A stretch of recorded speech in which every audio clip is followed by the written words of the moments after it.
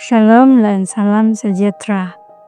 Bacaan Renungan Harian 16 Mei 2026 Sabtu. Tema agar kita tidak lupa. Mari berdoa. Bapa Syurgawi, masa ini kami mau membaca firman-Mu. Biarlah Roh Kudus-Mu memimpin kami untuk membaca firman-Mu agar kami bersedia mendengarnya. Dalam nama Yesus kami berdoa, amin. Tajuk bacaan, serigala dalam kawanan domba. Ayat inti, aku tahu bahwa sepeninggalanku nanti beberapa serigala garang akan masuk menyerang jemaah ini. Malah dari antara kamu sendiri akan bangkit beberapa orang yang memesongkan ajaran yang benar dan berusaha menarik para murid untuk mengikut mereka. Kisah Para Rasul 20 ayat 29 dan 30. Masalah utama yang dihadapi oleh golongan Sabbatarian pada awal tahun 1850-an adalah mereka tiada pertahanan sistematik terhadap penyamar.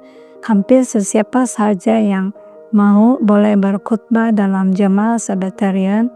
Sektor-sektor besar Adventisme tidak mempunyai pemeriksaan terhadap ortodoksi kependetaan atau bahkan moral ketika berdepan dengan krisis pelayanan yang dilantik sendiri.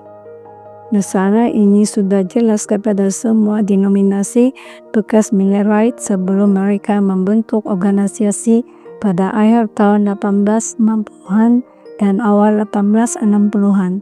Sebagai contoh, satu surat kepada sebuah akhbar Advent hari pertama pada tahun 1850 mengadu bahwa jemaah penulis itu sekali lagi diganggu dengan apa yang kami anggap sebagai ajaran palsu. Sekitar 3 minggu sebelumnya, seorang lelaki bernama Joseph Bates datang ke sini dengan kereta kuda, mengaku sebagai pengkhotbah Advent. Kami mengadakan temu bual dengannya dan mendapati mesejnya adalah tentang Sabat hari ke-7 dan doktrin pintu tertutup. Times sang editor menjawab, Kapten Bates ialah sahabat lama kami dan sejauh pengetahuan kami dia lebih baik sebagai individu berbanding kebanyakan rekan-rekannya. Tetapi kami tidak mempunyai keyakinan terhadap ajarannya. Dia tidak sepatutnya diberi ruang walau sesaat pun. Masa sebenar yang dihadapi oleh semua kelompok keagamaan bekas Millerite ialah soal batasan. Jika Bates merasa bebas untuk melakukan penginjilan di kalangan jemaah Advent hari pertama, mereka juga sangat bersedia untuk melakukan perkara yang sama. Lebih teruk lagi adalah para penyamar yang tidak ikhlas dengan niat mengambil kesempatan terhadap orang-orang percaya demi keuntungan keuangan. Pada tahun 1853, golongan Sabbatarian mengambil 2 langkah untuk melindungi jemaah mereka daripada saudara palsu. Pertama, pendeta mereka yang paling menonjol menerima pakai satu pelan di mana para pengkhotbah yang diluluskan akan menerima sekeping kad yang mengejutkan mereka kepada persekutuan umat Tuhan di mana-mana. Kad itu ditandatangani dan diberikan tanggal oleh 2 orang pemimpin yang diakui.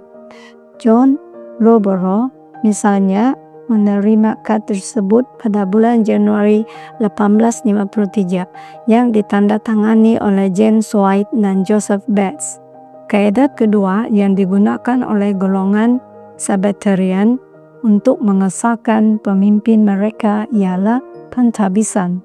Menjelang akhir tahun 1853, mereka telah mula mentahbis pengkhotbah yang menggembara secara tetap, kerana para pendeta yang ditugaskan kepada jemaah tertentu masih belum wujud pada waktu itu dan juga diaken yang tampaknya merupakan satu-satunya pegawai gereja tempatan pada tempo awal tersebut. Bapak, terima kasih karena membina mekanisme perlindungan dalam gereja-Mu di bumi demi keselamatan kami. Demikianlah bacaan renungan kita hari ini. Tuhan memberkati kita semua. Amin.